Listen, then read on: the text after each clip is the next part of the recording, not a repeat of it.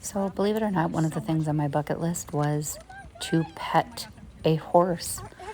I was terrified as a child of being near horses. We weren't around them. My family made us scared of them. This is Mark. And the other brown horse is Jack. And I just fed the horse.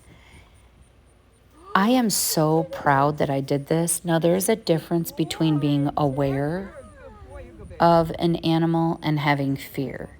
You should be cautious around any animal you're around. But I think for me, the reason I was so scared of a horse is it was embedded into my brain that they could kick you and hurt you and harm you. And I needed to change that if I wanted to. And I did want to change that. And so I fed the horse. And you'll see I really got in there, and Jason did a great job videoing. But this is my friend Susie, Michelle, Sean, and Jason.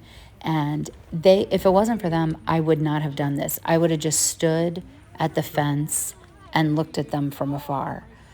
But I was able to feel the energy of a horse and see the majesticness of them, if I'm even saying that right. But this was so fantastic. Look at Susie.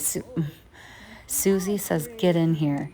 And I needed that. And she knew I needed that, which just shows that Susie and we have this energy together where she knows. And then Sean's encouraging me. And I wanted to pet the front of the horse. And I did it. And you can see I'm so excited. But I fed them once, and that was plenty. But this was so, there's not words. And like I said, to so many people, this is going to sound so silly, but I was so excited. And now when I see a horse much differently, believe it or not. And they're so smart. They're aware I'm there. I'm aware they are there. And it's this understanding of each other. I've never been by an animal like a horse before, and this was absolutely a magical moment.